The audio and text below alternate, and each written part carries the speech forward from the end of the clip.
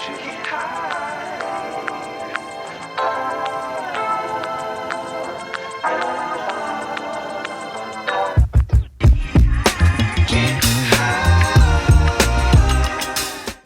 16.3 апдейт гарсан байна. Апдейтны хэмжээ 101 GB болсон байна. За үйлдвэрлэлийн системийн код нь 20D47-тойгоор гарсан байна.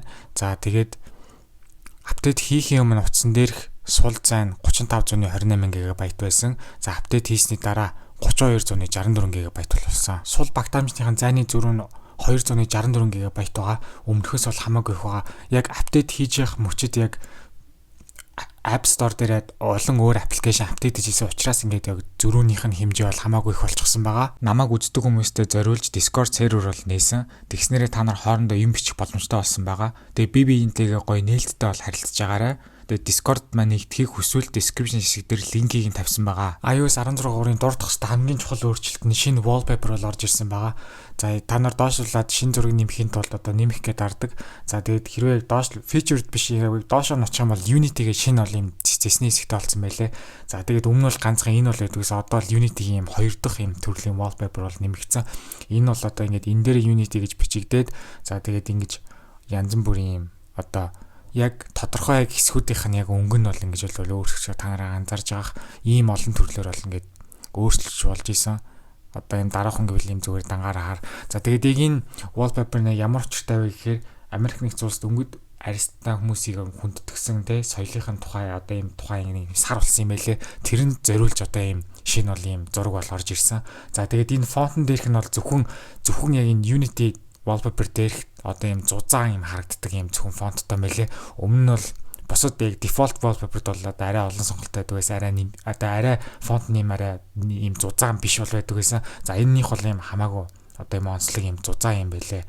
За тэгээд мэдээж хэрэг iOS 16 учраас одоо ингээд бүх юмыг мэдээж хэрэг өөрчилж болно. Тэгээд ийм цоошин wallpaper болсон байна. Тэгэхээр одоо 16.3-ыг бол цаашдаа хязгаарч мартахгүй iOS 16 дээр шинэ wallpaper нэмсэн үйлдвэрлэлийн систем чи юу лээ гэх юм бол дараа нь санахад iOS 16.3 гэж бол одоо санахаар болж байна. За тэгээд яг та нар яг сайн анзаарах юм бол одоо энэ дүрс, тэгээд энэ дээдлийн дүрс яг энэ дөрвөн дүрс бол яг өмнө нь бол солигдоод явна. Эхний Unity дээр бол яг бүгд иймэрхүү өнгөтэй байгаа. Black дээр бол яг бүгд бол нэлэнгүүд бол бараан болчихж байгаа.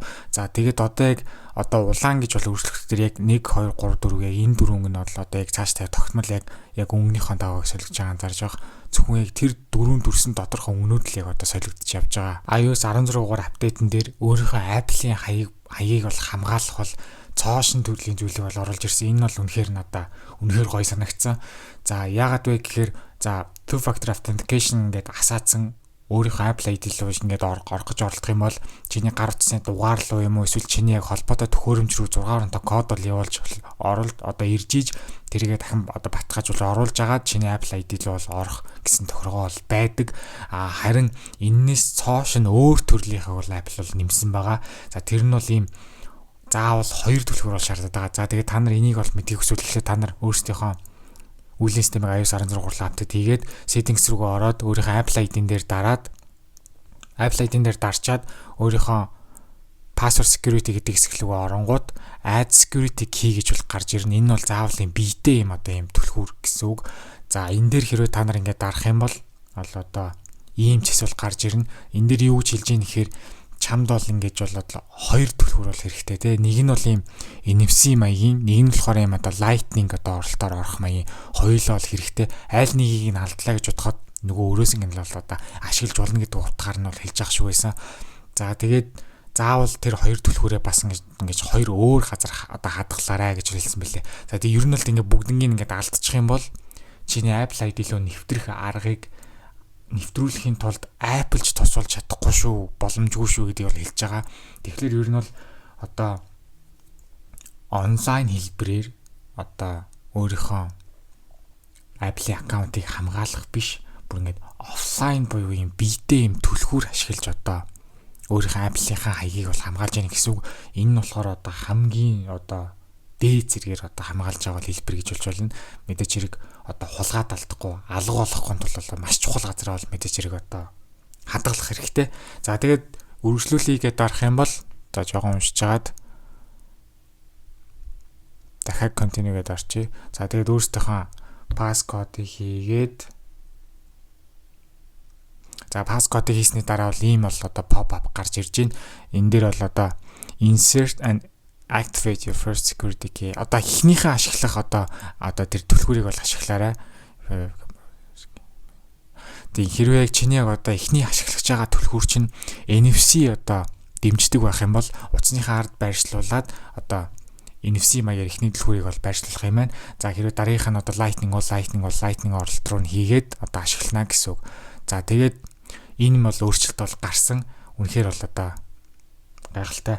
За тэгээд өөрийнхөө Apple аккаунтыг үнэхээр дээд зэргээр одоо хамгаалъя гэж хүсэх юм бол two factor authentication гэдэг сонголтыг одоо цоошин маягаар юм биетэй бол түлхүүрээр бол одоо хамгаалж болох нэ. За тэгээд яг өөрийн гэсэн юм security keyтэй ингэ болчих юм бол тэрийг одоо чамаас өөр одоо хинч ямар нэгэн байдлаар одоо онлайн хэлбэрээр одоо чиний Apple-ийн хаягдлыг чинь нэвтрэх бол боломжгүй гэсэн үг.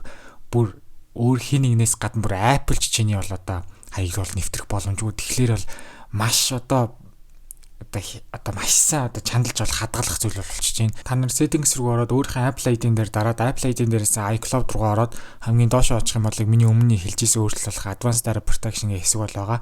За өмнө нь бол яг iOS 16 3-аас өмнө энэ яг одоо энэ өөрчлөлт нь бүх улс орон бүрт iPhone дээр бол хараахан бол нэмэгдээгүй байсан.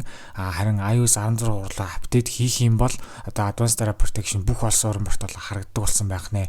Энэ бол чиний iCloud дээрх мэдээллийг одоо хамгаалах одоо байдлыг илүү сайн одоо чанд болгож байна гэсэн үг юм аа. Мэдээж хэрэг яг үйлдвэрлэлийн систем болгон дээр энэ дагалдаж ирж байгаа мэдээллийн аюулгүй байдлын кодны сайжруулалт бол орж байгаа. iOS 16 3-ийн хувьд бол мөн адил одоо яг миний одоо байнга ярьдаг одоо бас ийм мэдээллийн аюулгүй байдлын кодны сайжруулалт орж ирсэн байна. Kernel-тэй холбоотой 1 2 3 орж ирсэн байна. За mail-тэй холбоотой 1 орж ирсэн байна. Maps-тэй холбоотой 1 байна. Safari-тэй 1 байна. Screen time-тай 1 байна. За цагаан application-тэй 1 байна. WebKit гээд гар утсан дээрх интернет холбогдолтой ашигладаг аппликейшн харталт ашигладаг зүйл дээр одоо 1 байгаа юм байна. 2 байгаа юм байна.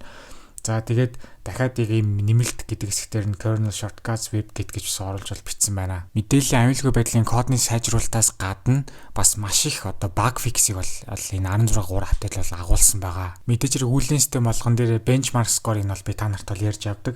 За яг орох юм бол CPU компьютер 2 хэсэг байдаг. За CPU хэсгийг дунджаар батарей 100% та байхад 3 удаа явуулахад дунджаар бол авсан оноон дээр бол одоо single core score-ийн хувьд 915, multi core score-ийн хувьд бол 2502-ыг бол авсан байна. За мөн адил одоо компьютер хэсгийг батарей 100% та байхад 3 удаа явуулахад дунджаар яг авсан оноотой хэсэг дээр бол 3714 он бол авсан. Миний хувьд бичлэг болгон дээр бол та нараас бол яг одоо нэг бол зүйл бол хүсдэг.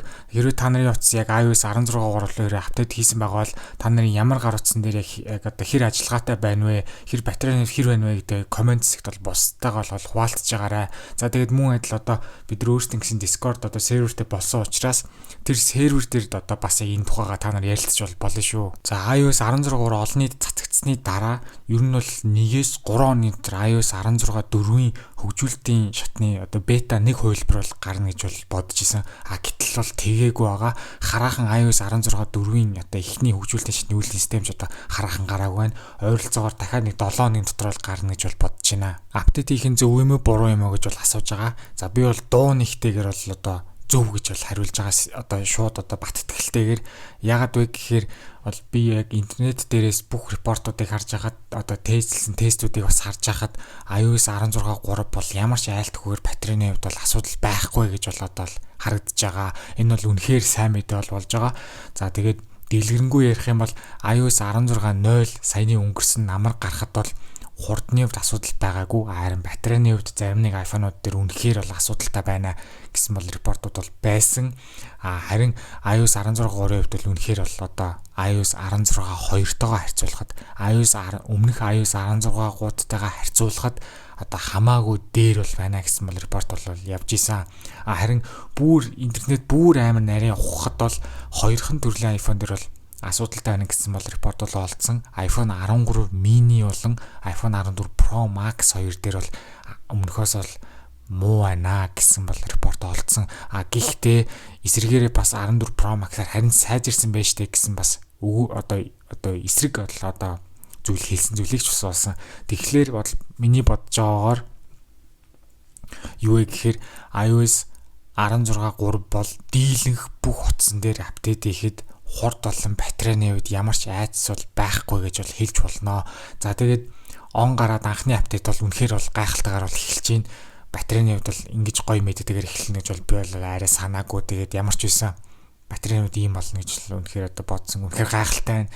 Тэгээд 16.0-оос 16.3-ийн хоорондох одоо энэ бүх апдейтүүд дундаас iOS 16.3 бол одоо батарейны хувьд бол ямар ч бол асуудал бол байхгүй.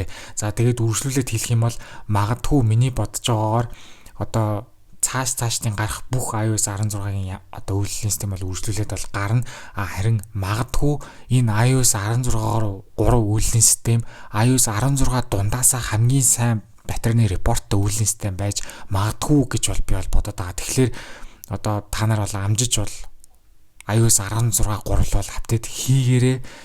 За тэгээд iOS 16.3.1 iOS 16.4 гарахад бол яг iOS 16.3-тайгаа яг адилхан батарейны одоо репорттой байна гэж бол байхгүй. Тэгэхээр та нар бол одоо гялс амжаад iOS 16.3 бол апдейт хийгээрээ. 16.0 дээр ч байсан, 16.1 дээр ч байсан, iOS 16.2 дээр ч байсан хамаагүй iOS 16.3 бол апдейт бол заавал хийгээрээ. Батарейнууд бол айгаад ах зүйл байхгүй. Мерсер одоо тийм одоо сөрөг бол одоо репортод байсан. Гэхдээ тэрнээс бол айгаад ах шалтгаан бол би байхгүй гэж бодож байна. Ягаад гэвэл дийлэх масаараа тэр чигтээ бүгд батарей бол үнэхээр сайн байна гэсэн бол репортод бол явж байгаа.